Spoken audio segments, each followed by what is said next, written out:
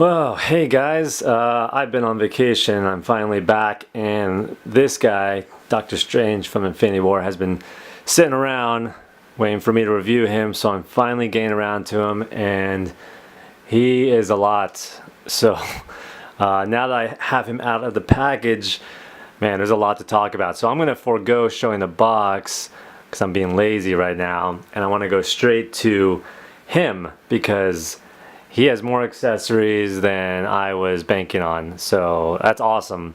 But there's a lot to show and talk about.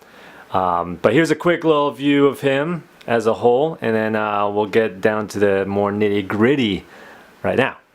So like I said, Doctor Strange comes with a ton of accessories. Makes sense because Doctor Strange used a ton of accessories and spells really during Infinity War. So hooray for Hot Toys for giving us what seems like all of them. I was definitely overwhelmed when I first opened this box and saw all this. I mean, I like to pose and take photos of these figures as much as the next guy, but yeah, I saw this and my imagination ran wild with what I could do, and then I got overwhelmed.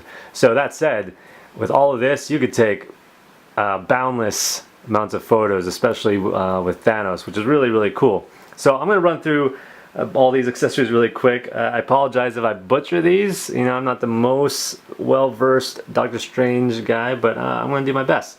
So we have the Sacred Sword of Vishanti, used very briefly in the film during the fight with Thanos.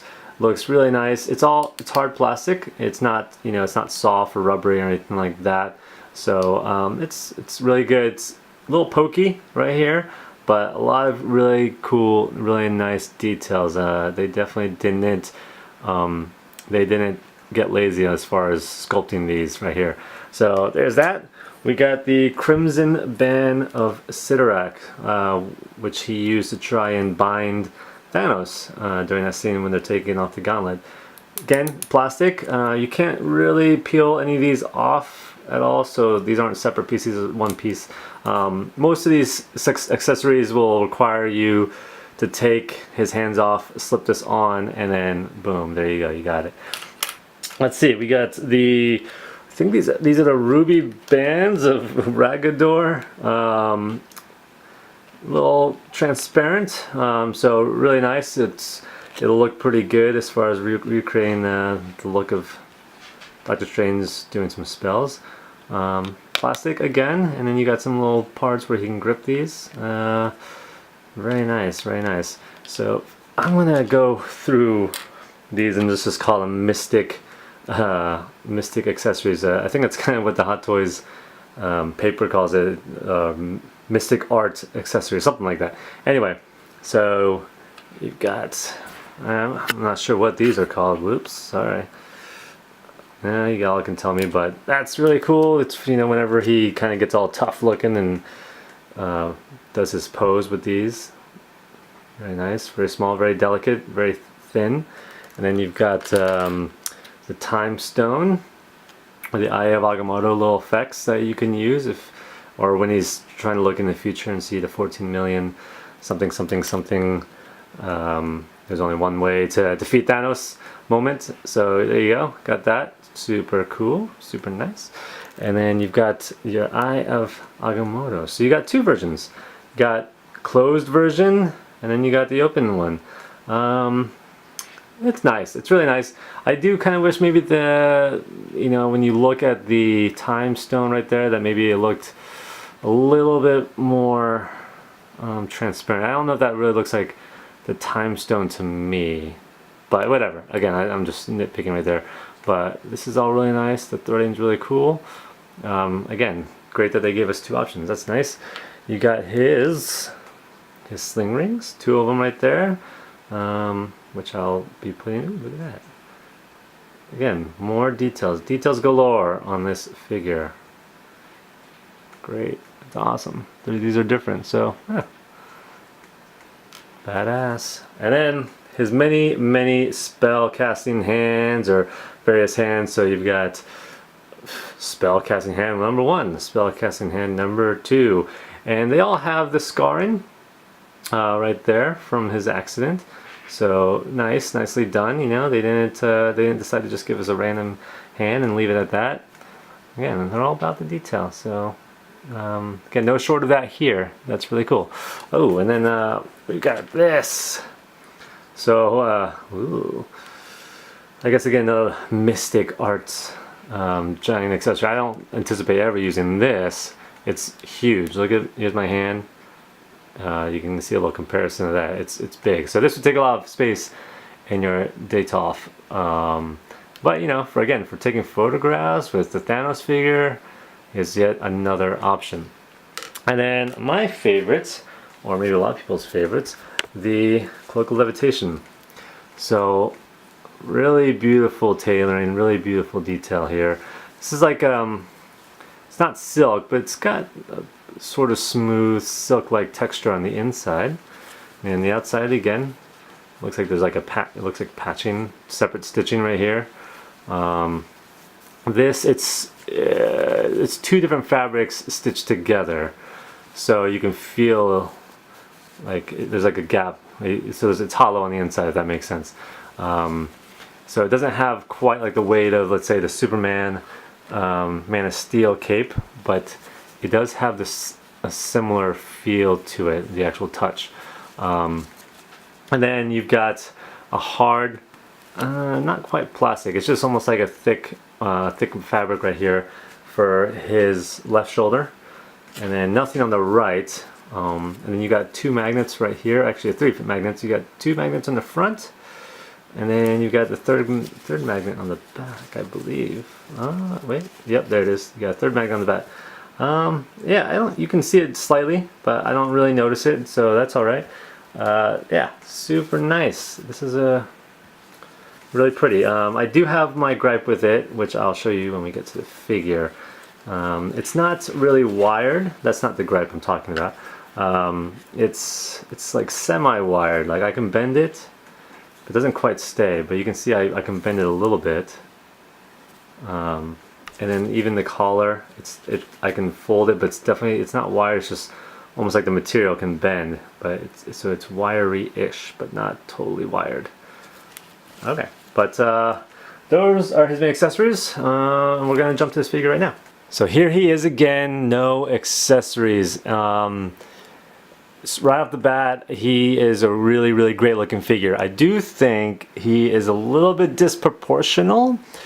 His head seems like it's a little bit big for his body. I don't know if that translates as well on camera as it does in person, but yeah, his body does look a little bit small. And I mean, I know Benedict Cumberbatch is not like a big guy, so that's fine, but maybe his head is just a little bit too big.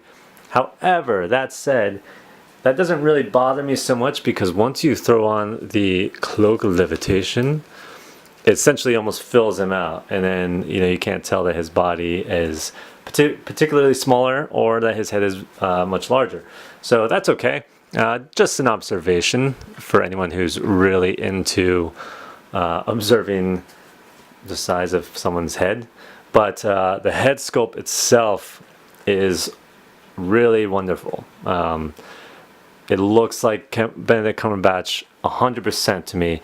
I love there was a mean tweet that said he always looks like he just ate some bad fish or something like that. He's always got that sort of look. I just find that funny, but I can see what they're talking about.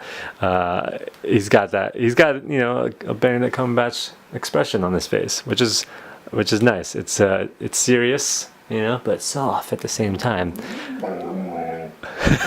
Sorry, that was my dog. The hair, I like the hairstyle. It's very different than the first version. I apologize, I don't have the first version to compare it to, but the first one kind of had the bangs in the front a little bit, versus this one, it's all swept back a little bit. It looks nice. It looks really great. Again, I can't compare the two, so I'm sorry I can't say which one I like more.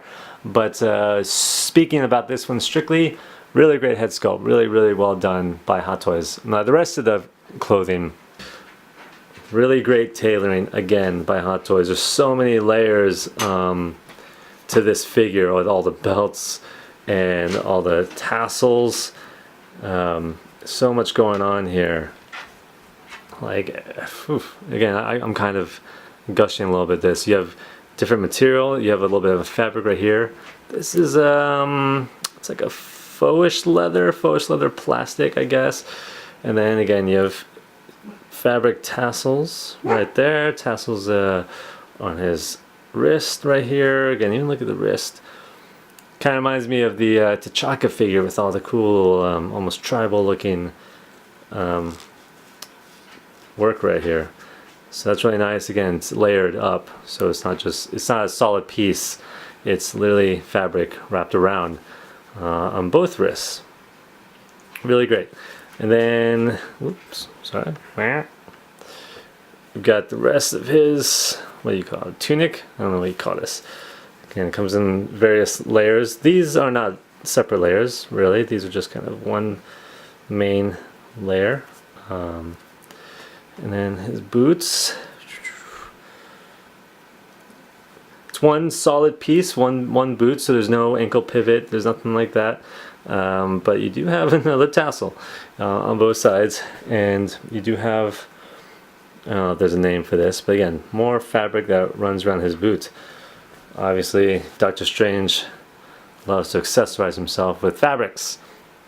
And then on the back, you've got more going on with this belt, or what do you call this? A little waist harness. More tasseling going on. It's a lot of tassels. It seems like for all the fights you can get in, that could get caught all over the place.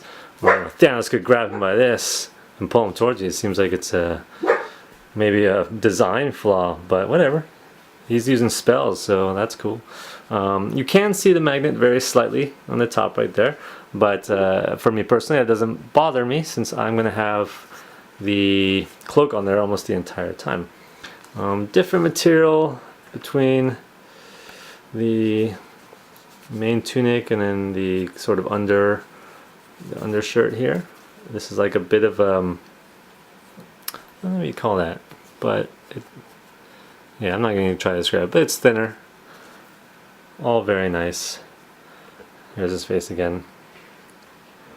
Great looking sculpt. Yeah. Okay, so here is my biggest problem with this this cloak right here. His left shoulder fits great. It kind of allows the cloak to drape almost naturally. The right side, not so much. Again, since it has this sort of wired but not wired thing going on in the edges right here, you can't drape naturally.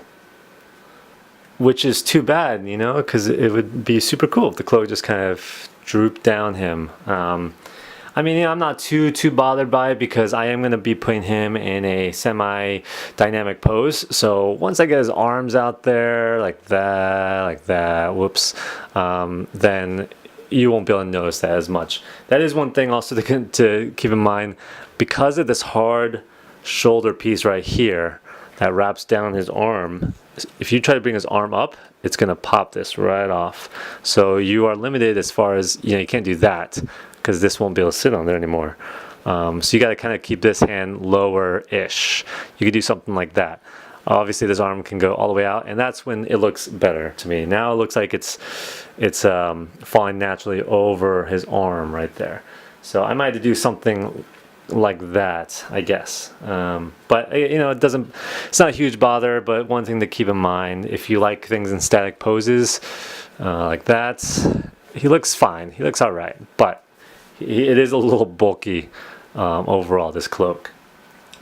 Speaking of articulation, I'm not one to really go over all the articulation, but with all these soft goods, he does have a ton of flexibility. Look at that. So if you want to put him in dynamic poses, you're not going to have a problem doing that at all. Speaking of that as well, kind of failing right now, I neglected to mention that he comes with a dynamic stand base here. It says Avengers on top, Doctor Strange in the front, and then I like that it's the base that has the smaller footprint, so it's no problem as far as blending him into the rest of your Infinity War characters and stands, or you know, just in general, putting this in your Ditolf, it's not going to take a whole lot of space, so that's great. I'm going to be using this probably the entire time. All right, here he is with all the bare essential accessories on there, meaning, you know, I'm not using all the effects. We're going to go handheld so you can get a better look at what's going on here. So, first of all, the sling ring. Supposedly, Hot Toys wants me to put it right in this little spot, but that was super dicey. I was trying to get it in there, and it felt like I was going to break it at any moment. So this is really tight. So I opted to go right there instead, much easier. And you got his other sling ring. Where is it at? Right in the back there, right? Sitting right there. You got again some of his mystic arts effects. I know there's a name for these, and I'm totally forgetting what they are. Some of his cool hands, his cool spell making hands, and then the closed Eye of Agamotto. Yeah, very happy with this figure overall.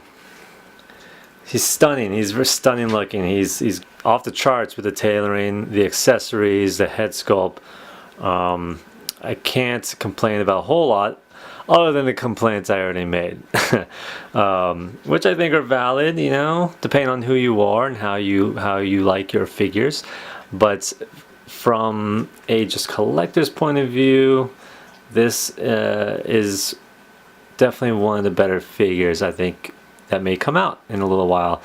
Of course, I'm going to say that about the next figure and the next figure. They're all so good, and Hot Toys just keeps getting better. But this one was really stunning to me. I hate to keep gushing over one particular figure because they're all so nice. But yeah, I think Hot Toys nailed this one. They got his head sculpt right. They got everything right with this. So if you haven't picked him up and you're trying to collect your Infinity War figures, he is definitely, I'd say, a must, especially with the role he played in the movie. He played a really big role, bigger than I expected. So yeah, that's it, guys. Let me know if you have any questions. Oh, and it was shrimp that Benedict Cumberbatch eats, not fish. Anyhow, thanks for watching, guys, and I'll catch y'all there. Bye.